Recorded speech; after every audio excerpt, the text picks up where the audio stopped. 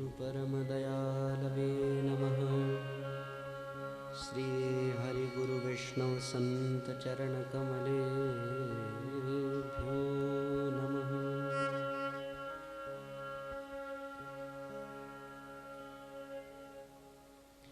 अखिल ब्रह्मांड नायक परात्पर पर ब्रह्म भगवान श्री राघवेंद्र सरकार एवं श्री बालकृष्ण लाल की असीम अनुकंपा से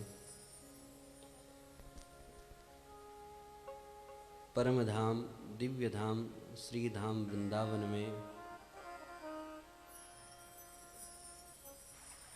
श्री किशोरी जी की वात्सल्यमयी कृपा में और श्री बांके बिहारी जी की सन्निधि में और संतों की पावन सन्निधि तपस्थली और सत्संग भूमि में बैठ करके मासानाम मासोत्तम मासे माघ मास में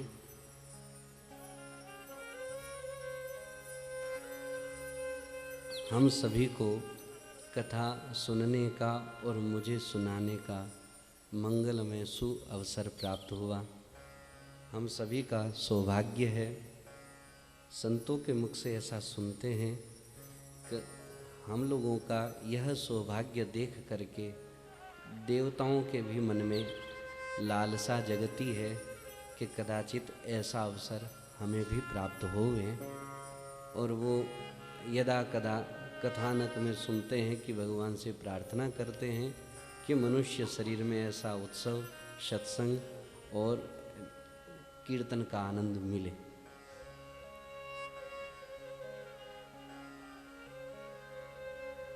बहुत ही प्रसन्नता की बातें हैं, मैं नहीं कह पाऊँगा, लेकिन जो भी कहूँ वो आप सब सुनिएगा।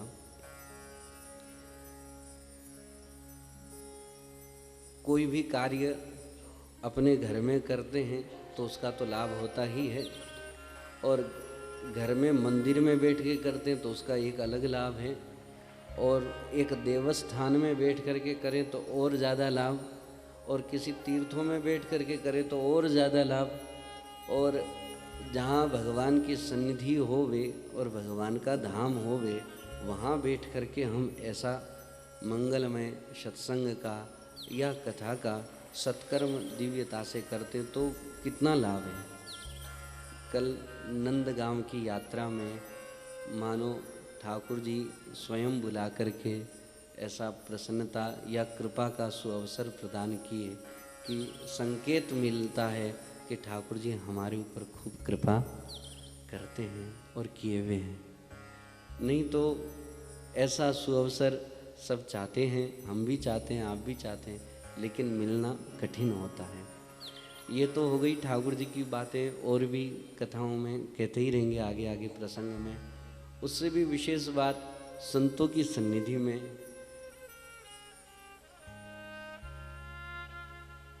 ठाकुर जी कहाँ विराजते हैं? संतों के हृदय में। ऐसा चरित्रों में और यदा कदा कथाओं में श्रवण करते हैं।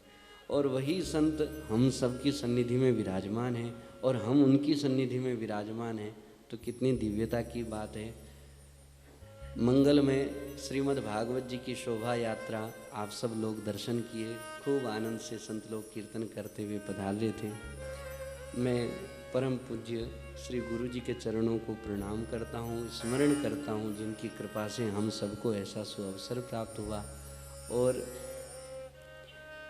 कोई भी कार्य में 3 बार हो जाता है ना, 1 बार 2 बार 3 बार, तो हम कोई चीज़ देंगे या आएंगे आएंगे आएंगे तो वो बात पक्की हो जाती है। तो गुरु महाराज की कृपा के बाद में हमारे 3 संतों की कृपा ऐसी है कि बात पूर्ण मजबूत हो जाती है। जिसमें श्री गणेश करूं तो परम पूज्य श्री गणेश जी महाराज, और उसका स्वरूप दिखाते श्री आलोक जी महाराज, और पुष्टि कर देते परम पूज्य श्री गोपाल मावली जी महाराज, जो हम सबके मेरे गुरु भाई श्री गोपी जी महाराज हैं और भी साथी हैं। हम सब के शिक्षा गुरु हैं। यदा कदा कोई ना कोई बात इन्हीं से निर्णयात्मक हो जाती है तो उस बात की पुष्टि हो जाती है। और इन तीनों की कृपा से ही यह सारा उत्सव का स्वरूप इस प्रकार से आनंदमय मंगलमय बना हुआ है। वैसे आप लोगों को पता नहीं चला होगा कि वो तीन कौन है, लेकिन यही उनकी कृपा है कि अब 7 दिन में उनकी वाणी का भी हम सब लोग लाभ लेंगे।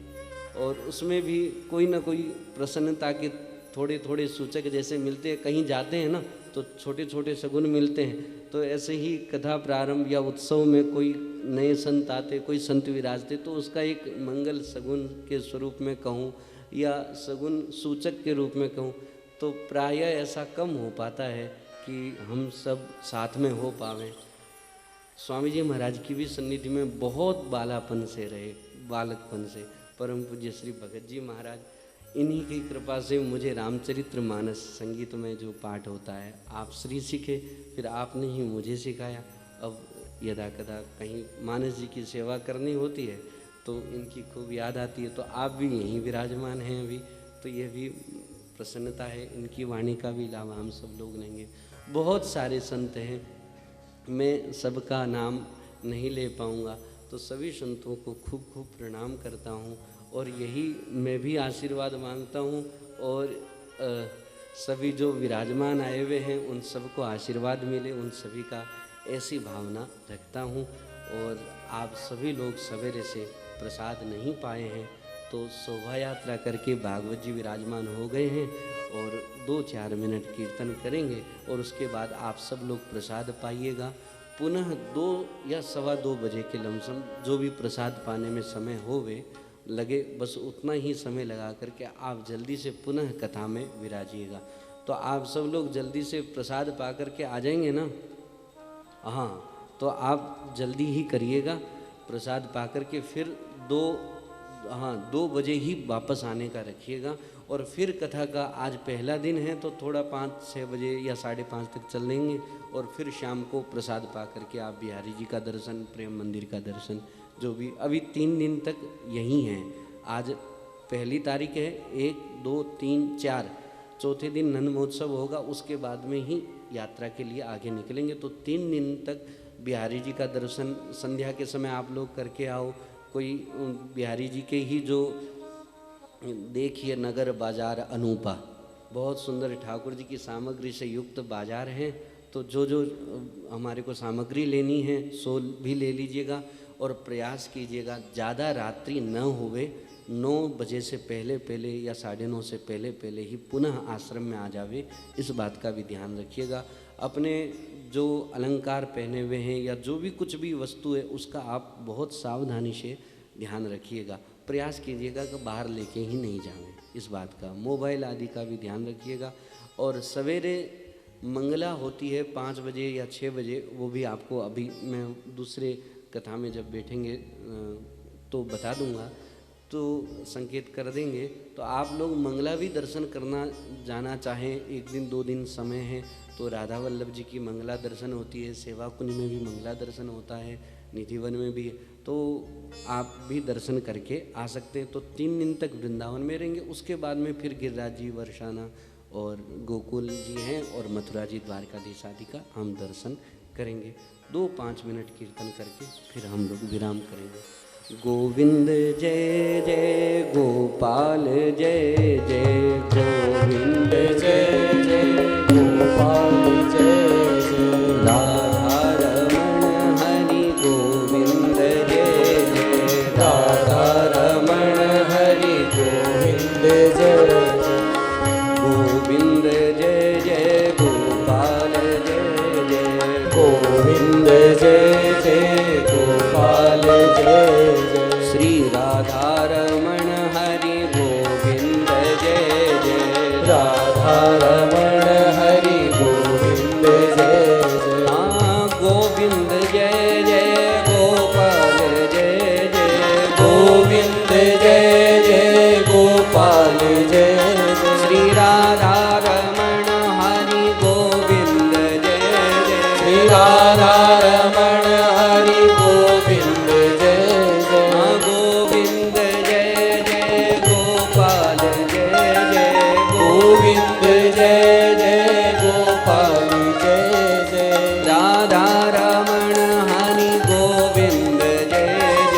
राधा रमण हरि गोविंद जय जय गोविंद जय जय गोपाल जय जय गोविंद जय जय गोपाल जय जय राधा रमण हरि गोविंद जय जय राधा रमण हरि गोविंद जय जय गोविंद जय जय गोपाल जय जय गोविंद जय जय गोपाल जय जय गोविंद जय जय गोपाल जय जय गोविंद जय जय गोपाल जय श्री जय राधा रमण हरि गोविंद जय जय श्री राधा रमण हरि गोविंद जय जय श्री राधा रमण हरि गोविंद जय जय श्री राधा रमण हरि गोविंद जय जय गोविंद जय जय गोपाल जय जय गोविंद जय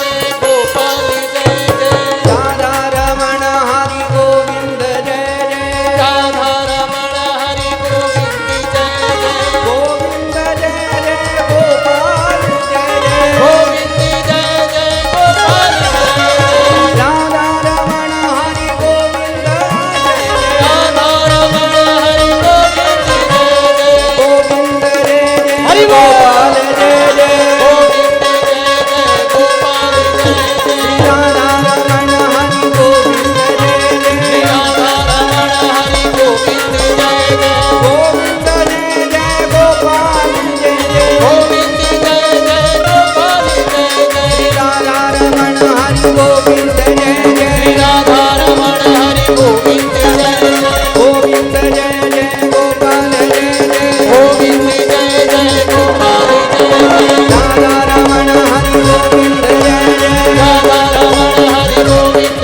जय जय गोविंद जय जय गोपाल जय जय गोविंद जय जय गोपाल जय जय राधा रमण हरि गोविंद जय जय राधा रमण हरि गोविंद जय जय गोविंद जय जय गोपाल जय जय गोविंद जय जय गोपाल जय जय राधा रमण हरि गोविंद जय जय राधा रमण हरि गोविंद जय जय गोविंद जय जय गोपाल जय जय गोविंद जय जय गोपाल जय जय राधा रमण हरि गोविंद जय जय राधा रमण हरि गोविंद जय जय राधा रमण हरि गोविंद जय जय राधा रमण हरि गोविंद जय जय राधा रमण हरि गोविंद जय जय राधा रमण हरि गोविंद जय जय राधा रमण हरि गोविंद जय जय राधा रमण हरि गोविंद जय बोलिए श्रीमद् भागवत महापुराण की जय हो गोपाल कृष्ण भगवान की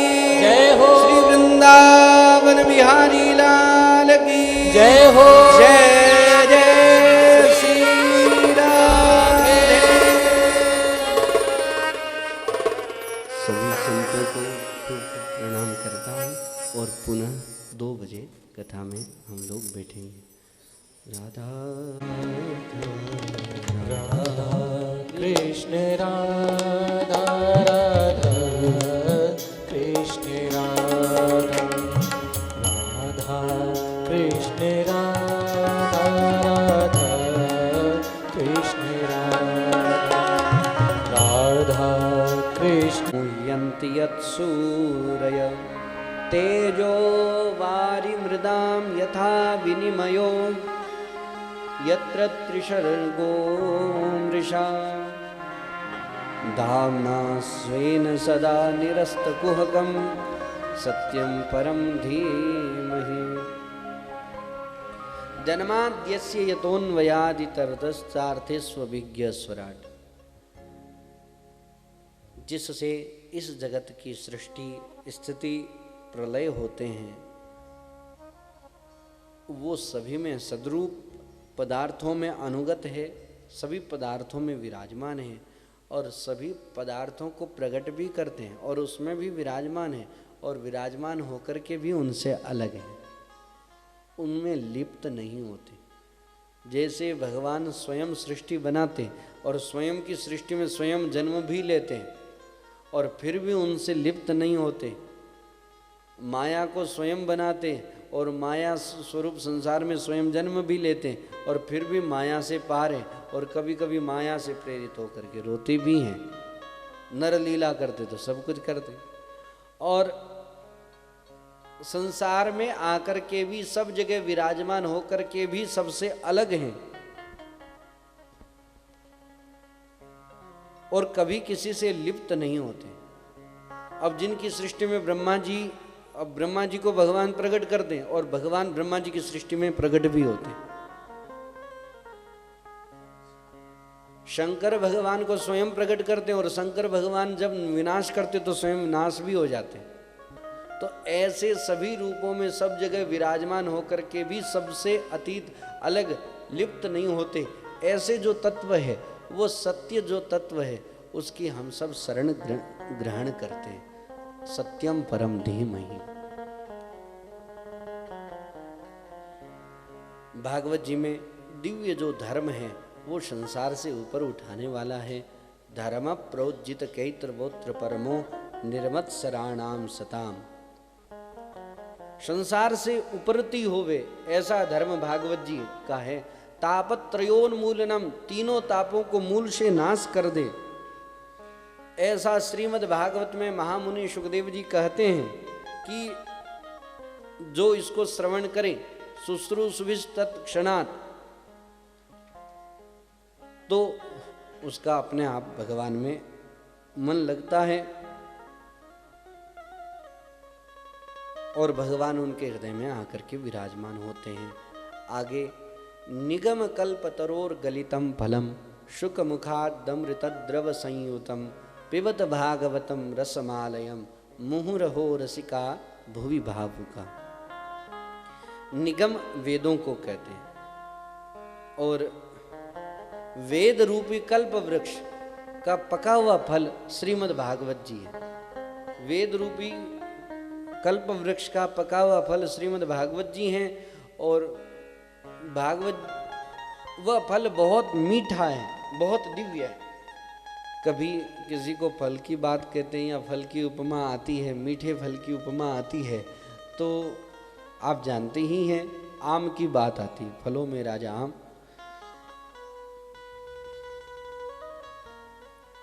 तो फल मीठा है तो संकेत होता है कि कैसे मीठा है, आप किस प्रकार से कह सकते हैं। तो फल की प्रामाणिकता देने में जो सुख तोता होते हैं ना, वो बहुत माहिर होते हैं। मीठे फल में ही चोंच मारेंगे, नहीं तो चोंच नहीं लगाते, सूंघ लेते हैं उनको। ऐसा एक भगवान ने दिया है उनमें विशेषता, सूंघते ही पता चल जाता है कि ये फल मीठा नहीं है, जानते हैं हम सब। तो उन्होंने भी इसको गाया। इसकी क्या प्रामाणिकता है कि श्री सुखदेव जी महाराज ने सुख मुखादमृत द्रव संयुतम, सुखदेव जी ने मुख से स्पर्श किया तो ये और ज्यादा अमृत के समान हो गई है। तो मुहुरहो रसिका भुवि भावुका, तो इस रस को सतत पीना चाहिए। इसमें त्याज्य तो कुछ है भी नहीं। देखो आम में तो फिर भी त्याज्य तो है, छिलका छोड़ना पड़ता है, त्यागना पड़ता है, गुठली त्यागनी पड़ती है, लेकिन इस फल में तो कुछ भी त्यागना नहीं है, सब ग्रहण करने और अनुभव की बात है। पढ़ें और सुनने से बहुत लाभ होता है। तो मुहुरहो रसिका भुवि भावुका, इस अमृत को बार बार मुहुरहो पीवे, रसिका और भावुका। और पीना मतलब श्रवण करें, तो श्रवण का कार्य कौन करते? ये कान, और कानों का भी कितना सुंदर स्वरूप भगवान ने दिया, कटोरी जैसा पीने। और कहा किसके लिए? रसिका और भावुका। जो भावुक व्यक्ति होते हैं ना, वो बात को सुनते हैं, उनको नहीं समझ में आएगी तब भी सुनेंगे। उनसे वापस पूछो ना, क्या आपको ध्यान में आ रही है? बोले हाँ आ रही है। क्या आ रही है? वो पता नहीं, लेकिन अच्छी लग रही है। अब भावुक व्यक्ति वो तो सुनते ही हैं। और दूसरे रसिक, जो लोग भगवान की बातों में जिनको रस आता है, वो लोग बहुत ध्यान से सुनते हैं और उनकी बातें वे ही लोग समझ सकते हैं, दूसरे नहीं समझ सकते। या फिर उस मार्ग पे कोई चल रहा हो वही समझे। भगवत रसिक, रसिक की बातें रसिक बिना कोई समझ सके ना। मिले ही रहत मानो कबहू मिले ना।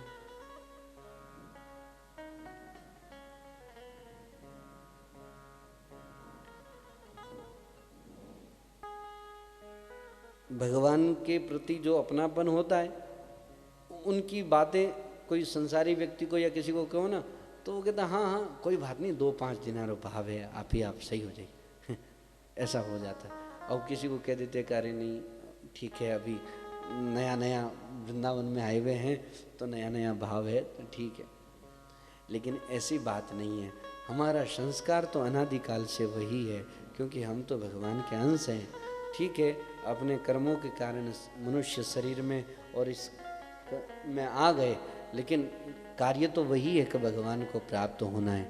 इसलिए सहज में जो सकुशलता और सहज में आनंद की प्राप्ति तो अध्यात्म से जुड़ने पर ही होती है। बाकी तो सभी जो खुशियाँ होती है वो बनानी पड़ती है, करनी पड़ती है, और इसमें सहज आनंद की प्राप्ति होती है।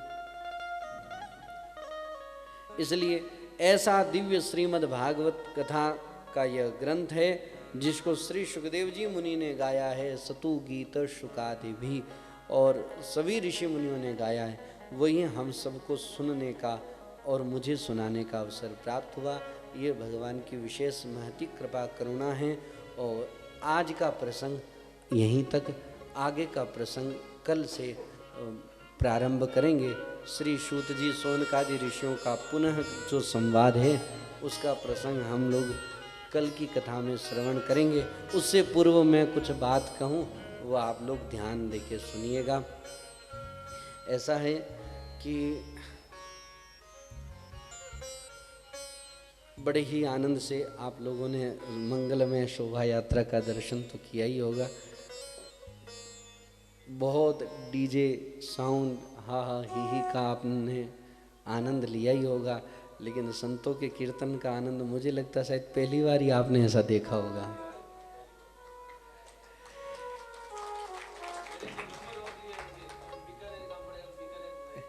तो ये ऐसी दिव्य मंगल ध्वनि है।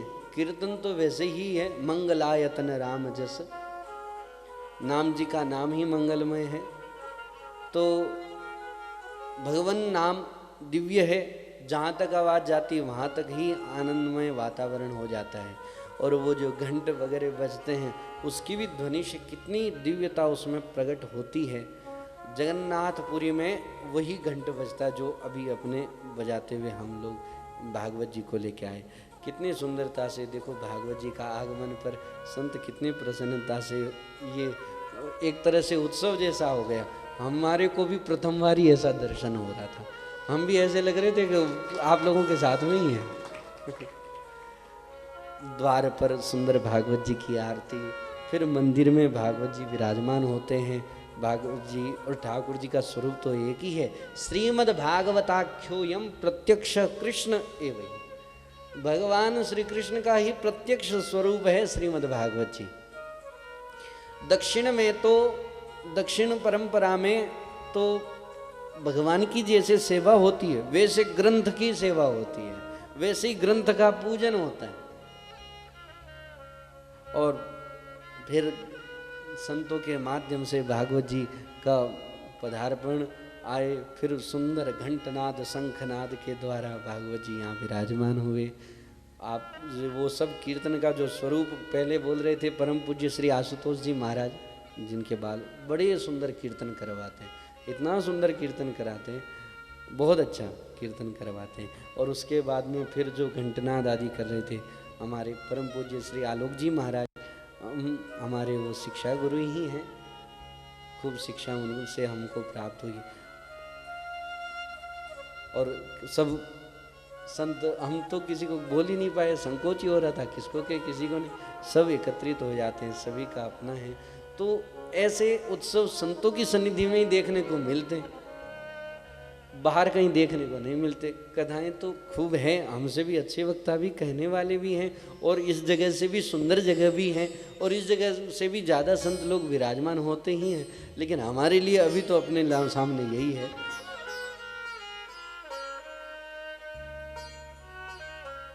भगवान ने अपनी पुरी का निर्माण किया तो विश्वकर्मा जी को बुलाए थे, अपने मकान का बनाने वाला जो आएगा वही विश्वकर्मा है। तो हमारे सामने तो यही संत हैं जो भगवान की कितने अनुगत है और कितना आनंद से भागवत जी विराजमान हुए। और बहुत प्रसन्नता की बात, कल बस वृंदावन आते ही ठाकुर जी ने बुलाया नंद गांव में, और कितना सौभाग्य। मैं अभी भी उस बात को विचार करता हूँ कि मैं आप लोगों को भी वह सब बात कह सकूं कि सबसे पहले विलंब होते होते होते होते तो खूब विलंब हो ही गया था। अपाने लखना सो तो पर्दो ही आनो, लेकिन वो ठाकुर जी की उदारता थी, दर्शन हो गए।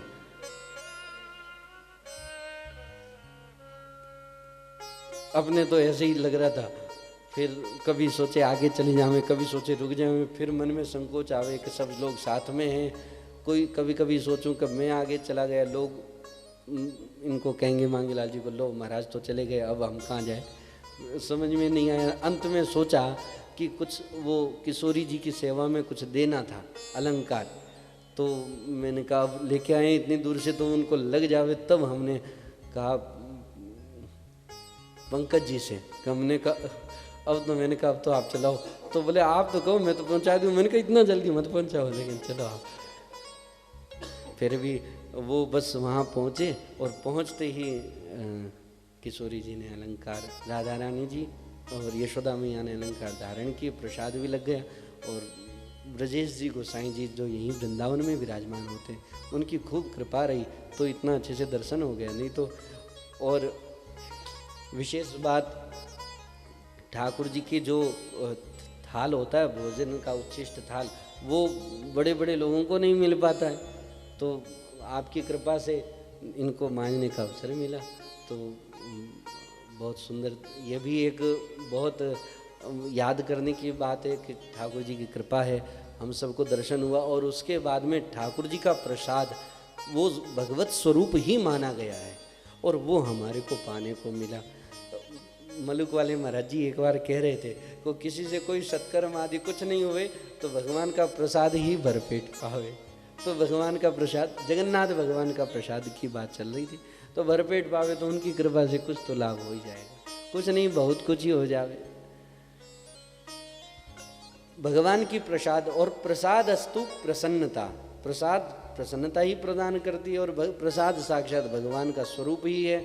और उसके बाद पावन सरोवर का दर्शन, कीर्ति मैया जी का दर्शन बरसाना होते हुए पुणे वृंदावन आए ही थे। तो एक, अब ये तो हो गई उत्सव की बातें, और भी बातें इसमें है सो कहते ही जाएंगे समय समय पर। आप सभी से अब जो कुछ बातें ध्यान करने की और ध्यान रखने की हैं, वो सो मैं संकेत करना चाहता हूँ कि आप लोग समय का ध्यान रखेंगे। कहीं पे भी मंदिर में दर्शन करने जाएं तो जल्दी से जल्दी पहले दर्शन का कार्य कर लें। ऐसे नहीं जाते में दरवाजे पे रुक गए, फिर थोड़ी देर गए, फिर दिल्ली पे रुक गए, फिर थोड़ी देर आगे बढ़े, फिर सीढ़ियों में रुक गए, फिर आगे गए, फिर दरवाजे पे रुक गए। नहीं, पहले तो जल्दी जा करके पहले मंदिर में दर्शन कर लें। दर्शन करने के बाद में फिर निश्चिंतता से चित्र का कार्य करना हो, या कुछ लेने का कार्य करना हो, या बातचीत का कार्य करना हो, या कुछ सेल्फी का कार्य करना सो, तो वो बाद का कार्य, पहले दर्शन हो जावे।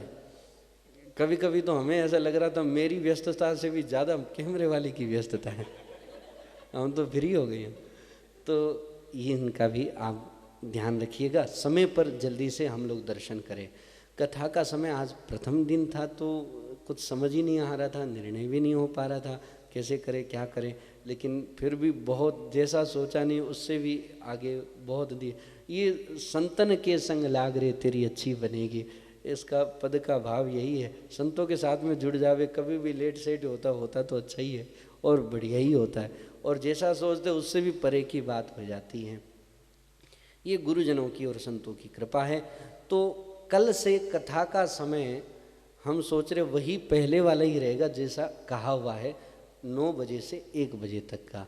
क्या आप सभी लोग सवेरे जग जाएं और बाल भोग आदि कर लेंगे 7:30-8 बजे तक, और 9 बजे कथा में बैठ जाएंगे, और 9 से 1 बजे से तक कथा से उठते ही आप लोग प्रसाद पा लेंगे, और थोड़ी देर विश्राम करके फिर अभी तो 3 दिन तक तो कहीं जाना नहीं है, और प्रायः वृंदावन के जितने भी मंदिर आदि आसपास में हैं वो सब 4, 4:30, 5 बजे ही खुलते हैं।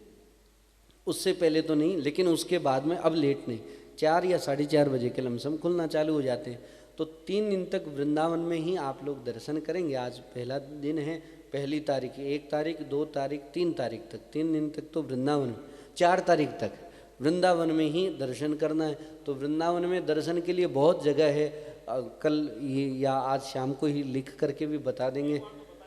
जैसे यहाँ से सीधा श्री रंगजी मंदिर है, रंगजी मंदिर, उसके पास में गोपेश्वर महादेव, और फिर यमुना जी का दर्शन, निधिवन, राधा रमन जी, सेवा कुंज, राधा दामोदर, फिर राधा श्याम सुंदर सवामन शालिग्राम जी भी हैं पास में, राधा श्याम सुंदर किशोर वन भी हैं, और उसके बाद में फिर इधर आएंगे तो राधा वल्लभ जी का मंदिर, और मार्ग से आते हैं क्या नाम है तो मोटे गणेश जी का मंदिर, बहुत दिव्य गणेश जी हैं, मोटे गणेश जी, राधा वल्लभ जी, बांके बिहारी जी, यहाँ तक तो ये दर्शन है ही है। उसके बाद में पुनः इधर आते हैं तो स्नेह बिहारी जी हैं, और इधर आते हैं तो फिर आगे तो रिक्शा करके इधर आ जाओ, इस्कॉन मंदिर इसका भी दर्शन करें, और फिर प्रेम मंदिर का दर्शन करके फिर श्री राम सेवाश्रम में प्रसाद पान लेना।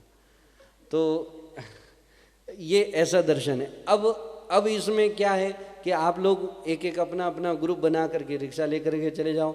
2-3 चीज़ों का एकदम ध्यान रखना, एक तो चश्मे का बिल्कुल ध्यान रखना, और मोबाइल का ध्यान रखना, पर्स का ध्यान रखना, क्योंकि यहाँ जो बंदर हैं वो आप लोगों को सावधान करने के लिए ये सारी लीला करते हैं कि वो कुछ भी ले जा सकते हैं, पर्स भी ले जा सकते हैं, चश्मा भी ले जा सकते हैं, कदाचित मोबाइल भी ले जा सकते हैं। हमने देखा तो नहीं लेकिन ले जाते थे, जरूर सुना है।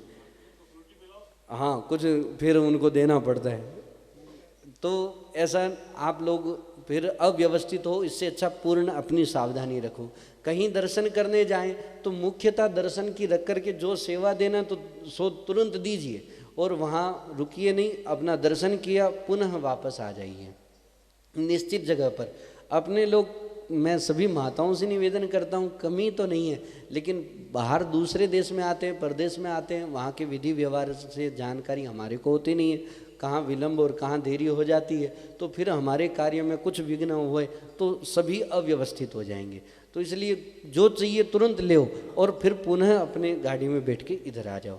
ये 4-6 जगह 7 जगह है, फिर भी वापस संदेश भी सबको मिल जाएगा, संदेश के माध्यम से कहाँ कहाँ दर्शन करने जाना है। तो रिक्शा बार है ही है, और वो सब क्या नाम है अपना अपना बुक करें और दर्शन करके आ जाएं। बिहारी जी के मंदिर में 8 से 8:30 बजे भोग आता है क्या? 8 बजे से 8:30 बजे तक बिहारी जी प्रसाद पाते हैं। तो 8 बजे से पहले दर्शन कर ले चले जावे, नहीं तो 8:30 बजे दर्शन खुलता है, उस समय दर्शन करें, तुरंत बाहर रिक्शे पे बैठ करके प्रेम मंदिर तक आ जाए और यहाँ से पैदल आ करके अंदर आ जाए। ये 4 दिन तक का है। किसी को कुछ जैसे ठाकुर जी की पोशाक या ठाकुर जी की सामग्री या घर में उत्सव की भी कोई सामग्री लेनी हो तो वहाँ है ही है, खूब बड़े बड़े अच्छे अच्छे बाजार हैं, सो ले करके आप आ सकते हैं। जो भी सेवा, जो चीज़ आपको चाहिए, जो चीज़ आपको नहीं समझ में आ रही है तो आप सो पूछ लेना, सो आपको बता देंगे वो कहाँ प्राप्त होती है। तो यह भी सारी व्यवस्था हो जाएगी। तो कथा का समय 9 से 1 बजे तक का है, उसके बाद आप तुरंत प्रसाद पाएंगे। थोड़ी देर विश्राम करना, विश्राम करें और भ्रमण करके वापस रात्रि में ज़्यादा लेट ना हो, 9 बजे से पहले पहले तक आ जावे। अब 9 बजे के बाद में तो ऐसा नहीं कि दरवाज़ा बंद हो जाएगा, लेकिन अब अंधेरे का समय है और आप रास्ते गलियां और व्यवहार वगैरह जानते नहीं व्यक्ति का, तो अपने उजाले में या समय पर अपने स्थान पे आ जावे तो ज़्यादा अच्छा है। और यहाँ पे भी आप लोग विराजमान रहे तो समय पर आप विश्राम और भोजन समय पर कर लेते हैं तो फिर कोई भी दिनचर्या आपकी आगे पीछे नहीं होगी। भक्ति के कष्ट की निवृत्ति के लिए भी और इनके लिए। तो उसमें सत्कर्म जो सर्वश्रेष्ठ है वो श्रीमद् भागवत कथा का है। सत्कर्म सूचको नूनम, तो वही सत्कर्म आज हम सब प्रारंभ करने जा रहे हैं। मुझे सुनाने की सेवा मिली, आप सबको सुनने की सेवा मिली। और सर्वप्रथम श्री वेदव्यास जी महाराज महात्म्य लिखते हैं, किसी भी विषय का या किसी भी विषय की जानकारी लेनी हो या किसी विषय पर चलना हो तो उसकी विशेषता पता चल जावे तो उसके प्रति और ज़्यादा आदर हो जाता है और ज़्यादा ध्यान जाता है। परम श्रद्धेय स्वामी जी महाराज कहा करते थे कि कोई जैसे घूमने यात्री जा रहे हों और बहुत सुंदर कलकल निनाद करती हुई नदी बह रही हो तो देख के अरे वाह, कितने सुंदर पहाड़ों से कितनी सुंदर झरना आ रहा है, दृष्टि तो यही जाएगी। लेकिन थोड़ा दूर चल कर के कोई व्यक्ति मिले और वहाँ बातचीत में मुख से निकल जावे, देखो कितना सुंदर झरना बह रहा है, वो कहता है अरे झरना नहीं, ये तो गंगा मैया है। तो अच्छा गंगा जी हैं, तुरंत हम वहीं हमारा नतमस्तक हो जाता है, हम वहीं प्रणाम कर लेते हैं, प्रणाम के संकेत करते हैं। तो ऐसे ही कोई भी विषय हम श्रवण करें या सुने या कहें या पढ़ें, उसके महात्म्य की बात और विशेषता से पता चल जाती है तो और उसके प्रति मन हो जाता है। महात्म्य की कौन कहे, किसी व्यक्ति को हमने नहीं देखा और उस व्यक्ति की विशेषता सुन लेते हैं कि अरे उस व्यक्ति में ये विशेषता है, तो हम लोग कहाँ के, बीकानेर के, वो व्यक्ति कहाँ रहता है, अरे बीकानेर में ही रहता है। तो इतना गुणवान व्यक्ति और वो भी बीकानेर में ही है, तो कभी अवसर मिला तो जरूर मिलेंगे। अब जबकि हमने ना देखा है, केवल सुन करके ही उसके प्रति लगाव हो गया। तो भगवान के प्रति भी लगाव होवे तो उनकी कीर्ति सुने, उनकी कथा सुने, उनकी महिमा सुने, गुणानुवाद सुने। और इसी प्रसंग का दिव्य श्लोक श्रीमद् भागवत कथा की महात्म्य का प्रथम श्लोक है। श्री वेदव्यास जी महाराज लिखते हैं, सच्चिदानंद रूपाय विश्वोत्पत्त्यादि हेतवे तापत्रय विनाशाय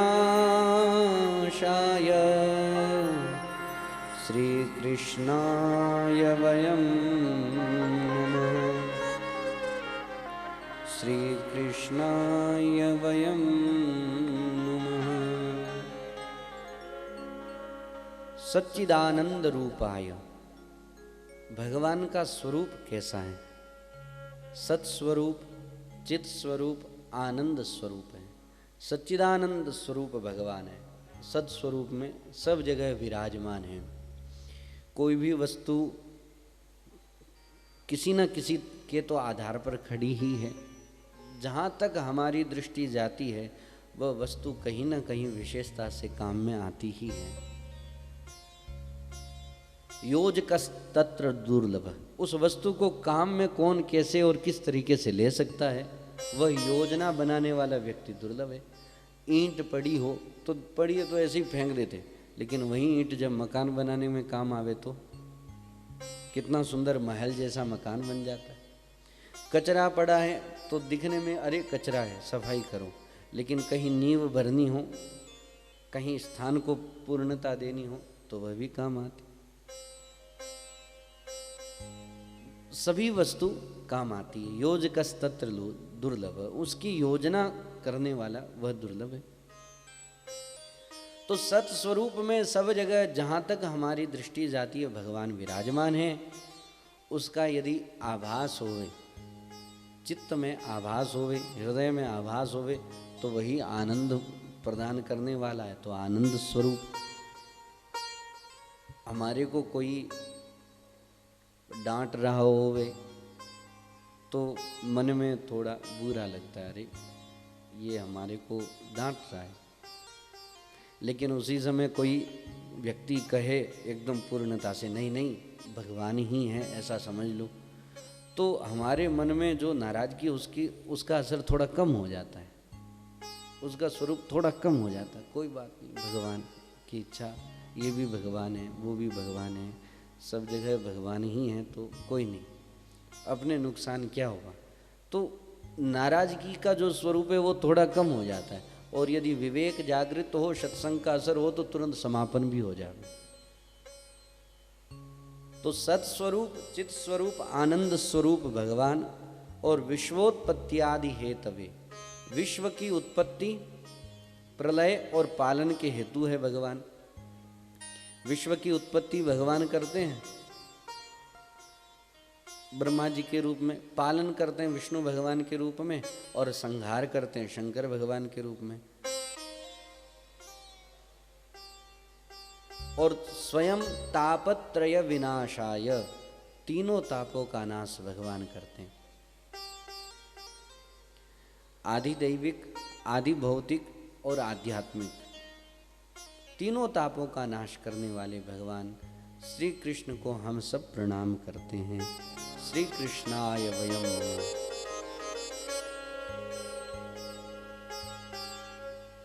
एक बात तो है, ये ताप तो, कष्ट तो या विघ्न तो किसी भी कार्य को प्रारंभ करें आते ही नहीं। हमारे में नहीं आएगा तो किसी दूसरे में आएगा।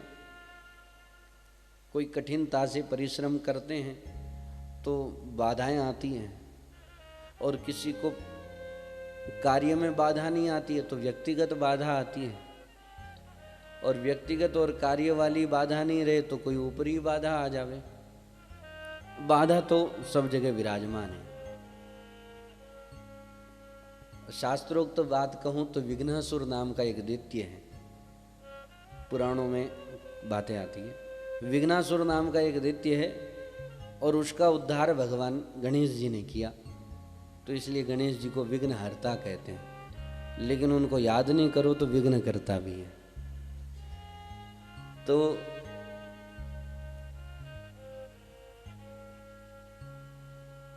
और यहाँ भक्ति परक और श्रीमद् भागवत की बात कहें तो तापत्रय विनाशाय, तीनों तापों का नाश करने वाले भगवान श्री कृष्ण को हम सब नमस्कार करते हैं। आगे श्री सुखदेव जी महाराज को स्मरण करके, प्रणाम करके, नैमिषारण्य क्षेत्र में हजारों ऋषि, सोनकादि ऋषि विराजमान हैं, और 1000 वर्ष में अनुष्ठान पूरा होवे ऐसे अनुष्ठान में लगे हुए हैं। और दिव्य नैमिषारण्य क्षेत्र है, तीर्थवर नैमिष विख्याता। तीर्थों में नैमिषारण्य की भी अपने आप में एक विशिष्ट भूमिका है। आप कोई एक व्यक्ति कुछ समय के लिए भजन करता है या अनुष्ठान करता है तो उस भूमि में कितनी दिव्यता आ जाती है अपने आप में, और कहते हैं अरे यहाँ पे अनुष्ठान हुआ है। और जहाँ हजारों हजारों ऋषि 1000 वर्ष तक अनुष्ठान किए, केवल ये ऋषि नहीं, स्वयंभू मनु अरुषत रूपा जिनते भे नर सृष्टि अनूपा, उन्होंने भी खूब तपस्या करी। अनेक अनेक ऋषि मुनियों की, संतों की पावन तपस्थली है नैमिषारण्य क्षेत्र। तो वहां पर सोनकादि ऋषि विराजमान हैं, हजारों ऋषि हैं, और अपना अनुष्ठान कर रहे हैं। भ्रमण करते हुए श्री सूत जी महाराज वहां विराजमान आते हैं। आए सूत जी महाराज पधारे तो सोनकादि ऋषियों ने उनको वहीं रोक लिया। क्या आप कहाँ जा रहे हैं? बोले मैं तो तीर्थ यात्रा करने जा रहा हूँ। तो बोले तीर्थ यात्रा तो होती रहेगी, फिर घूमेंगे ही, अभी तो आप यहीं विराजमान हो। वो तो यहाँ क्यों विराजमान हो? वो बोले आप श्री सुखदेव जी महाराज के प्रिय शिष्य हैं। और सुखदेव जी महाराज किनके पुत्र हैं? श्री वेदव्यास जी महाराज के, जिन्होंने 18 पुराण, 4 वेद, 6 शास्त्र जो सब लिखे उन्होंने।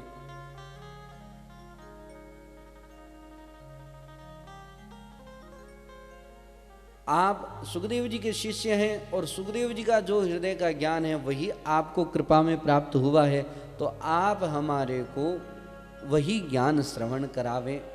तो वह ज्ञान कैसा है, वह कथा का जो सार है वह हमारे को सुनावे। सूताख्या ही कथा सारम मम कर्ण रसायनम।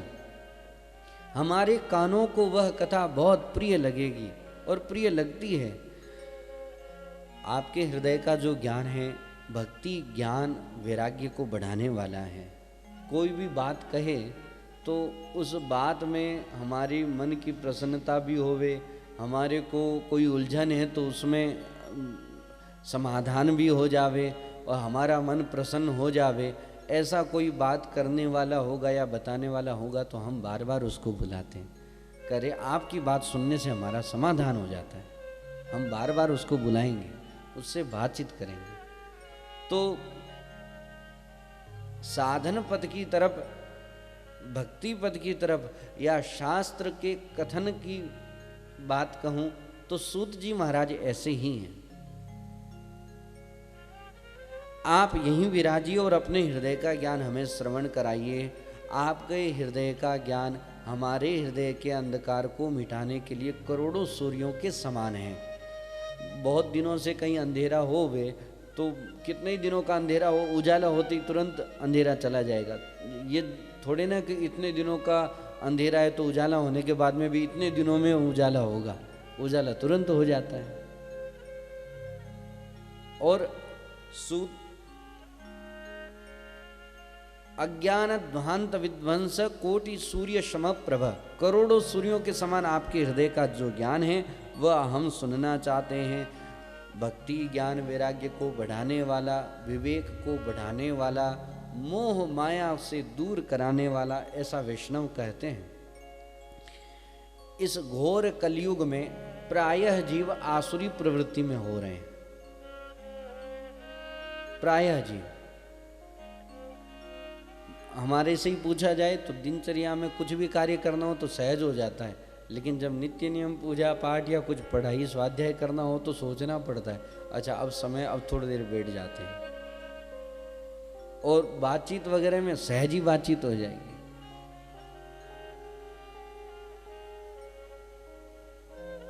कोई भी भगवत कार्य करते तो सोचना पड़ता, अरे अब बैठना है, हाँ मन लगाना है, अपने को उठना नहीं है, बातचीत करना नहीं है, सारे बात पहले मन को समाधान समझाना पड़ता है।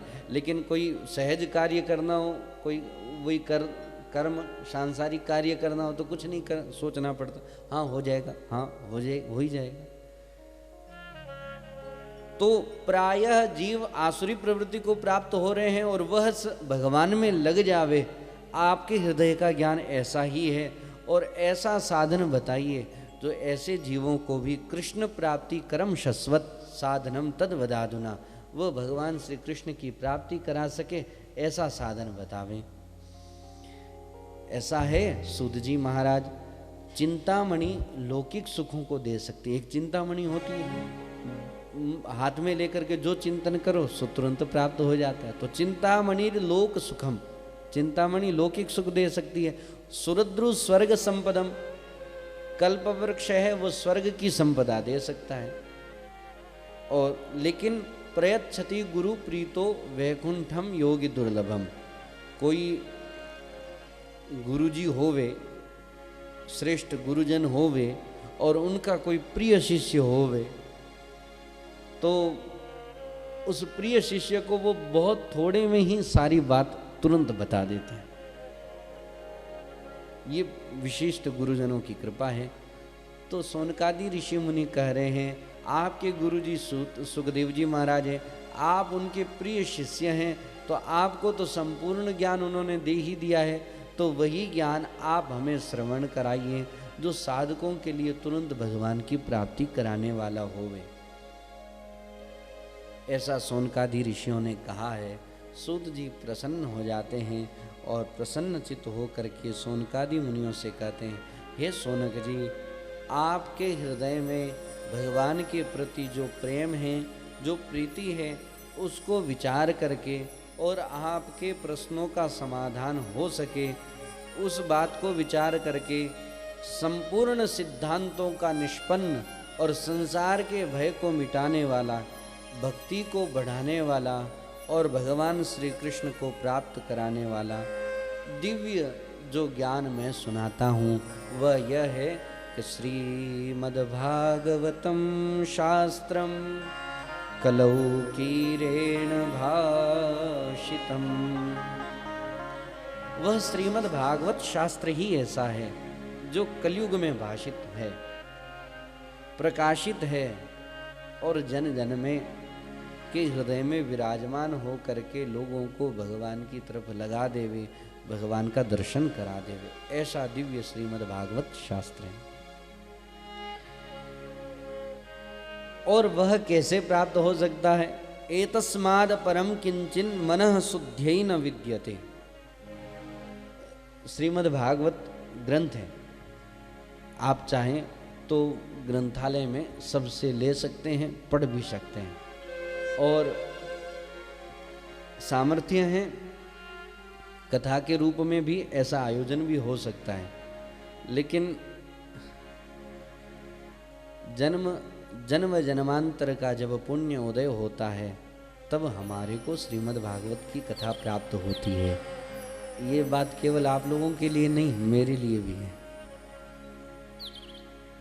जन्मांतरे भवेत पुण्यम तदा भागवतम लभेत। ग्रंथकार लिखते हैं हमारे को भगवान की भक्ति हमारे हृदय में होवे और पूर्ण अनन्य भाव से श्रीमद् भागवत कथा हम श्रवण करें या हम सुने, ऐसी जो भावना है और ऐसी भावना होने के बाद में तब श्रीमद् भागवत कथा प्राप्त होवे, तो उसके लिए यही श्लोक है। जन्म जन्मांतरों का पुण्य जब एकत्रित होता है तभी भागवत प्राप्त होती है। नहीं तो यदि अर्थ से और व्यवस्था से होवे तो बहुत लोग विराजमान हैं। खूब हो सकती है और होती भी है। श्री सूत जी महाराज सोनकादि ऋषियों को शुभ मंगलमय वह प्रसंग श्रवण कराते हैं कि उस समय की बात है जिस समय श्री गंगा जी के तट पर सुखदेव जी महाराज भागवत सुनाना प्रारंभ कर ही रहे थे। परीक्षित जी महाराज एकाग्र मन से कथा श्रवण करने के लिए एकदम उत्सुक हैं, और उसी अवसर पर सुधा कुंभम गृहीत्वैव देवास्तत्र समागमन, अपने हाथ में अमृत का कलश लेकर के देवता लोग पधारे। स्वर्ग से देवता लोग आए और सुखदेव जी से कहा कि आप कथा सुना रहे हैं, परीक्षित जी 7 दिनों में मरने वाले हैं, इसलिए तो यह अमृत तो आप उनको पिला दीजिए और श्रीमद् भागवतामृत हमें पिला दीजिए, क्योंकि अमृत परीक्षित जी पी लेंगे तो वो अमर हो जाएंगे और हम कथा, हमारे को कथा मिल जाएगी। तो ऐसा देवताओं ने कहा है। तो सुखदेव जी ने कहा कि श्रीमद् भागवत के श्रोता बन करके आते तो कथा सुनने के अधिकारी थे, आप सौदागर बनने करके आए हैं तो कथा के अधिकारी नहीं है। सुखदेव जी ने ऐसा कह करके एक तरह से हंसी के पात्र हो गए देवता लोग। श्रीमद् भागवती वार्ता सुराणामपि दुर्लभा। श्रीमद् भागवत देवताओं को भी दुर्लभ है, यह संकेत है। एक भाव और भी है, भगवान के कार्य को संभालने वाले देवताओं के लिए भागवत कथा दुर्लभ है, ऐसा कदाचित होवे भी, लेकिन कभी कभी ऐसा लगता है कि भागवत की महिमा और ज्यादा होवे सो देवताओं ने ऐसी लीला की होगी कि देवताओं को भी हटाया जा सकता है कि नहीं, जब सौदागिरी की बात है तो बोले नहीं चले जाओ, श्रोता बन करके आए तो बैठो। ऐसी विशेषता श्रीमद् भागवत की है। तो एक सुंदर भाव है इस प्रसंग का कि देवता लोग वहां से चल के ब्रह्मा जी के पास में गए और ब्रह्मा जी से कहा कि हम स्वर्ग के देवता हैं और हमारे को कथा दुर्लभ है और ये मरण धर्मा शरीर को धारण किए हुए मनुष्य, इनको भागवत जी सुलभ है। तो ब्रह्मा जी ने कहा ठीक है, 7 दिन के बाद में देखते हैं क्या होता है। सप्ताह कथा के बाद में जब परीक्षित जी का कल्याण हुआ तो धाता अभिविस्मित, ब्रह्मा जी भी चकित हो गए कि वह कैसा दिव्य ग्रंथ है। 7 दिन कथा सुनी और कल्याण हो गया। राज्ञो मोक्षम तथा विक्ष्य पुरा धातापि विस्मित। और ब्रह्मा जी ने फिर विचार रूपी तराजू पर श्रीमद् भागवत जी को तोला है। तो तराजू का नाम आते ही 2 पलड़े ध्यान में आ जाते हैं। तो विचार रूपी तराजू पर एक पर तो श्रीमद् भागवत जी को विराजमान किया और एक पर 17 पुराण और अनेकानेक ग्रंथ रखते चले गए, लेकिन श्रीमद् भागवत जी का पलड़ा सबसे ज्यादा भारी है। तब श्री ब्रह्मा जी महाराज कहते हैं, मैं निरे भगवद्रूपम शास्त्रम भागवतम कलो पठनात् श्रवणात् सद्यो वैकुंठ फलदायकम् पठनात् श्रवणात् सद्यो वैकुंठ फलदायकम्।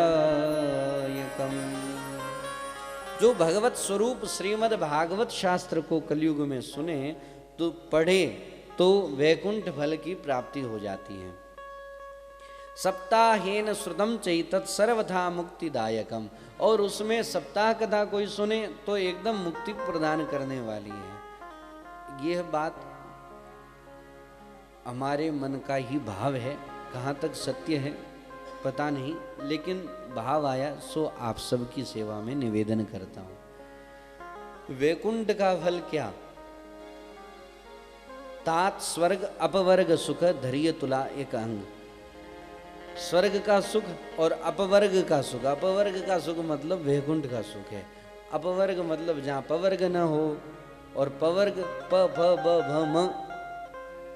प पाप करने की इच्छा, फ फल चाहना, बैर भावना, भय और माया मोह, ये पांचों चीजें ना पवर्ग है, और जहाँ पांचों ही नहीं होवे वहाँ अपवर्ग है। तो वो वैकुंठ सुख की प्राप्ति कराने वाला है। और ध्यानस्थ होकर के जो कथा कहने वाले हैं उनके भी हृदय में भागवत जी के प्रति श्रद्धा और इष्टता होवे, अनन्यता होवे, और सुनने वाले के प्रति भी यह भाव होवे, तो सुनते सुनते एक समय ऐसा आता कि हमारे को सुध ही नहीं रहती।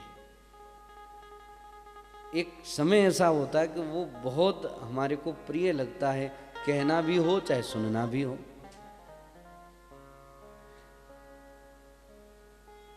तो यह श्रीमद् भागवत की कथा है, महात्म्य का प्रसंग चल रहा है। तो सप्ताह कथा भी बहुत श्रेष्ठ है। सोनकादि ऋषि कहते हैं ये सप्ताह कथा प्रसंग कब से प्रारंभ हुआ? कथाएं तो चलती रहती है, वैकुंठ में विराजमान ठाकुर जी भी गाते हैं।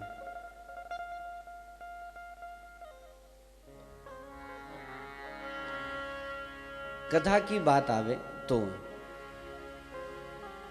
चाहे राम कथा हो चाहे भागवत कथा हो, भगवान की कथा, गावत संतत शंभु भवानी, गावत संतत शंभु भवानी, गावत संतत शंभु भवानी, गावत संतत शंभु।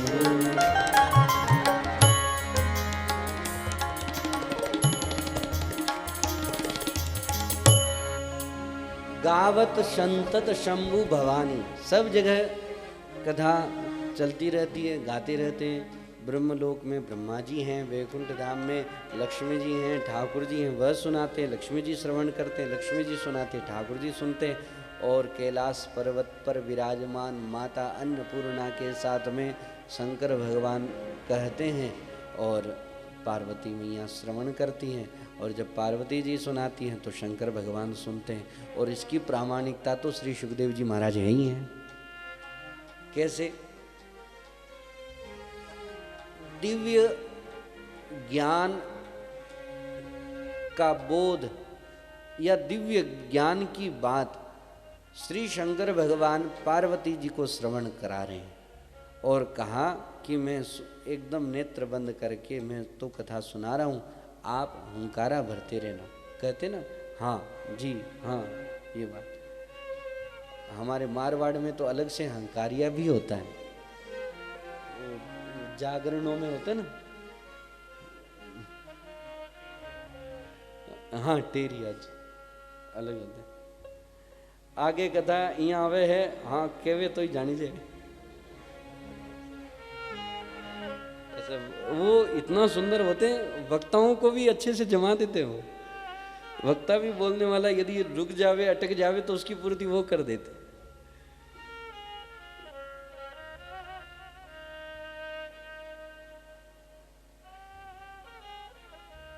शंकर भगवान श्रवण करा रहे और पार्वती जी श्रवण कर रहे हैं। शंकर भगवान तो ध्यानस्थ होकर के कह रहे हैं और पार्वती जी उस बात को, उस दिव्य ज्ञान को सुनते सुनते सुनते सुनते जब भाव विभोर हो गए, यह बात कहूँ, या अपने योग में स्थित हो गए, यह बात कहूँ, सो तो उनकी स्थिति है। लेकिन उसी जगह पर शुक स्वरूप विराजमान है। उन्होंने पार्वती जी का हंकारा भरा। हाँ जी जी। बहुत समय के पश्चात जब शंकर भगवान ने देखा कि कौन सुन रहा, पार्वती जी की स्थिति कैसी है, तो पार्वती जी तो एकदम ध्यानस्थ हैं, तो ये हंकार कौन भर रहा है, तब वहाँ शुक विराजमान है। और शंकर भगवान ने कहा, अरे मेरा ज्ञान तो कोई दूसरा सुन लिया, कहीं अनधिकारी को तो नहीं प्राप्त हो गया। इस बात को जानकारी के लिए शंकर भगवान उनके पीछे चले और वह डर करके आगे भागते हैं। पीछे शंकर भगवान हैं और शंकर भगवान के डर से फिर वही शुक वेदव्यास जी की धर्म पत्नी के कोख में विराजमान होते हैं और पुत्र रूप में प्रकट होने को जब समय आया है तब श्री सुखदेव जी महाराज प्रकट होकर के पधारते हैं। ऐसा कहते हैं सुखदेव जी महाराज जब माँ की कोख में, तो समय पूर्ण हो गया 9 मास, लेकिन शंकर भगवान बाहर पधारे ही नहीं सुखदेव जी महाराज। और ऐसा श्रवण करते हैं कि बहुत वर्ष व्यतीत हो गए तब भी नहीं आए। तो वेदव्यास जी ने प्रार्थना करी, नहीं आए। भगवान ने कहा कि अरे अब आप बाहर पधारो। तो कहा कि बोले बाहर आऊँगा तो आपकी माया के प्रति मेरा फिर ध्यान हो जाएगा, आपके प्रति ध्यान नहीं रहेगा। तो भगवान ने कहा नहीं नहीं, मैं कहता हूँ मेरी माया के प्रति आपका ध्यान नहीं रहेगा। तो भगवान की बात सुन करके फिर उनका जन्म हुआ है और जैसे ही जन्म हुआ तो तुरंत वैराग्यवान होकर के जंगल की तरफ चल देते हैं। तो सो सुखदेव जी महाराज, ये प्रसंग है। तो सब जगह पर कथाएं चलती रहती हैं और कथाओं का भी एक अपना एक आनंद है। तो सोनकादि ऋषियों ने भाव रखा कि यह सप्ताह कथा कब से प्रारंभ हुई, तब इस भाव में दिव्य प्रसंग श्री सूत जी महाराज श्रवण कराते हैं। एक बार की बात है, विशालापुरी क्षेत्र, विशालापुरी बद्रीनाथ जी को कहते हैं। बद्रीनाथ धाम में सनकादि मुनि सत्संग के लिए नीचे उतर रहे हैं हरि क्षेत्र की तरफ। सनकादि मुनि कैसे हैं, हर समय 4 साल की आयु, 6 वर्ष के आयु से उनके चारों ऋषि हैं और दिखते में तो छोटे हैं, लेकिन है पूर्वे शाम अपि पूर्वजा, पूर्वजों के भी पूर्वज। तो सबसे पहले ब्रह्मा जी की सृष्टि में सनकादि मुनि प्रकट हुए और उनसे कहा सृष्टि का विस्तार करो। तो बोले ना, हम तो भगवान का भजन करेंगे और हमारी आयु सतत ऐसी बनी रहे। बोले क्यों? कि बड़े होंगे तो संसार की हवा लगेगी। बालक का हृदय तो निश्चल होता है, एकदम कोई ना बेर ना भाव। आप थोड़ी देर उसको बदमाशी कर रहा है, चपत लगा के तो नाराज होके चला जाएगा। कोई 2-5 मिनट के बाद मिठाई दो तो वही उतनी प्रसन्नता से ले लेगा। डांट दो तो मुंह उदास हो जाएगा, हंसते हुए बोलो तुरंत हंसने लगेगा। उनके मन में नहीं रहती। और मन वाली तो बात बड़प्पन में आवे।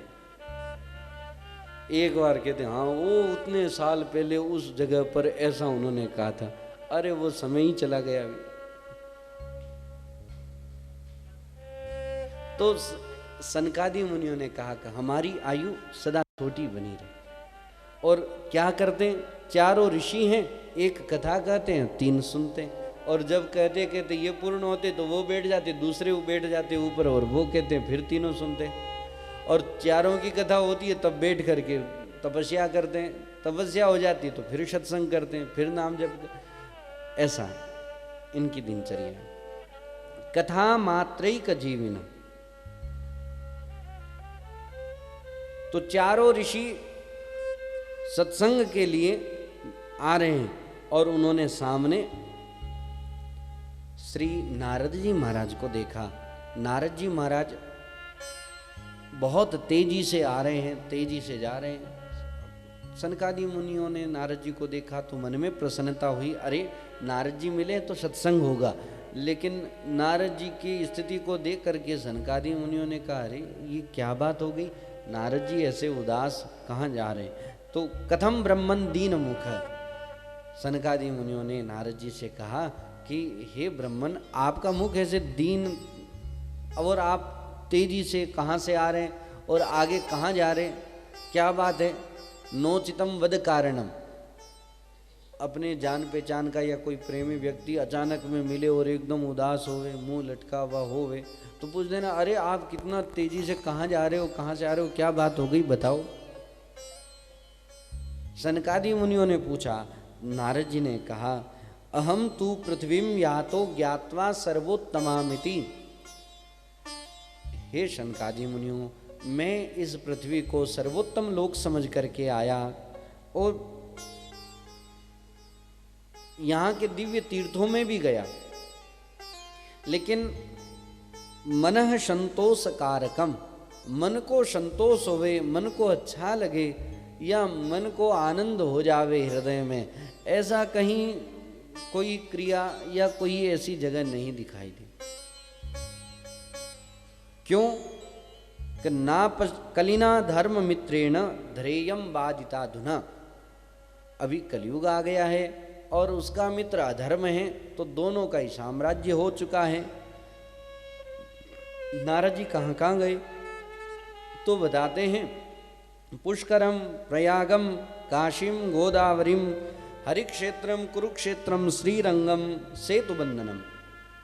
पुष्कर, प्रयाग, काशी, गोदावरी, हरिक्षेत्र, कुरुक्षेत्र, श्रीरंग में सेतुबंधन स एव मादिषु तीर्थेषु भ्रममाणस इतस्ततः। सभी तीर्थों में भ्रमण किया, लेकिन मन को संतोष नहीं हुआ। क्यों? कलयुग चल रहा है, अधर्म उसका मित्र है, दोनों मित्र हैं। तो क्या नष्ट हुआ, उसका बहुत सुंदर एक श्लोक में वर्णन हो रहा है। सत्यम नास्ति तपः शोचम दया दानम न विद्यते उदरम भरिणो जीवा वराका कूट भाषिणः। सबसे पहले कहा सत्यम नास्ति, सत्य नहीं रहा। अब सत्य कैसा? वाणी में सत्य तो है ही है, वाणी के अलावा और भी तो कई बातें सत्य की होती है। हमारी क्रिया में भी सत्यता, हृदय के भावों में भी सत्यता, दृष्टि में सत्यता। कोई मौन ही है और पूछा जावे कि क्यों, कोई व्यक्ति इधर से गया, वो बोले भली गया हो, तो बोले तो नहीं, लेकिन क्रिया तो असत्यता की हुई। हम बड़े प्रसन्नता से मिल रहे हैं, लेकिन मन में ऐसा है कि हाँ, मैं कभी मौका मिलेगा तो इसका बदला लूंगा, और मिल बड़े प्रेम से रहे। तो क्रिया में सत्यता नहीं रही। तो वाणी से पहले भी बहुत सारे ऐसे स्वरूप है जिसमें सत्यता होना जरूरी है, और सत्यता से बहुत लाभ होता है। असत्यता का विषय आए तो स्वयं पीछे हट जाना चाहिए या फिर उसका अनुमोदन नहीं करना चाहिए। और सत्य होने से बहुत सारी चीज़ों में कितना लाभ मिलता है। सत्य नहीं रहता तो तपस्या भी नहीं होती, सत्य के बल पे ही आगे तप बढ़ता है। तो सत्यम नास्ति तपः, तप भी नहीं रहा। और शौचम, सोचाचार, हम तपस्या में लगते ना, उस दिन हम ज़्यादा शुद्ध रहते। बाकी जैसा है, हाथ लगा तो लग गया, पैर लगा तो लग गया, पैर में हाथ लग गया तब भी कोई बात नहीं। पूजा में पैर में हाथ लगेगा तो तुरंत धोएंगे, और इधर उधर पैर में हाथ लगेगा तो नहीं धोएंगे। तो तप से अपने आप सोचाचार की तरफ ध्यान जाता है। जब सोचाचार रखते हैं तो हृदय में दया उत्पन्न होती है, दया की भावना किसी के प्रति। और सत्य नहीं रहेगा तो तपस्या भी नहीं, तपस्या नहीं तो सोचाचार भी नहीं, और जब सोचाचार नहीं रहेगा तो हृदय में दया की भी भावना नहीं, और जब दया की भावना नहीं होगी तो फिर दानम न विद्यते, दान भी तो कैसे देंगे। हृदय में दया आती है तब दान निकलता है, तब दान होता है। दया ही नहीं है तो दान कैसा है? और जब ये सब कुछ नहीं होता तो फिर क्या करते हैं? उदरम भरिणो जीवा, बस पेट कैसे भर जावे, पेट पालन की विद्या कैसे हो जावे, कैसे काम हो जावे। इसलिए वराका कूट भाषिण, असत्य बोलते हैं, कटुष बोलते हैं, कटु व्यवहार करते हैं। इसलिए हम सभी सत्यता पर चले, ऐसा भागवत जी से हम सबको प्रार्थना करनी चाहिए। हमारे जीवन में सत्यता बनी रहे, वाणी में सत्यता बनी रहे, क्रिया में सत्यता बनी रहे, चाहे थोड़ा ही करें लेकिन सत्यता से करें, और उससे कितने लाभ हो जाते हैं। और इतने ज्यादा जब अवगुण हो जाते हैं तो बुद्धि कौन सी श्रेष्ठ होगी? मंदा सुमंद मतयो, बुद्धि शुद्ध बुद्धि थोड़ी ना होगी, बुद्धि तो मंद हो जाएगी। मंदा सुमंद मतयो, और भाग्य भी कौन सा दिव्य होगा? मंद भाग्या युपद्रुता। और इतने जब हो जाते हैं तो फिर सही काम करने से तो लाभ होगा नहीं, फिर लोग पाखंड करते हैं। पाखंड निरता संतो विरक्ता स परिग्रहा। नारद जी ने सनकादि मुनियों से कहा कि चारों तरफ ऐसा वातावरण हो गया है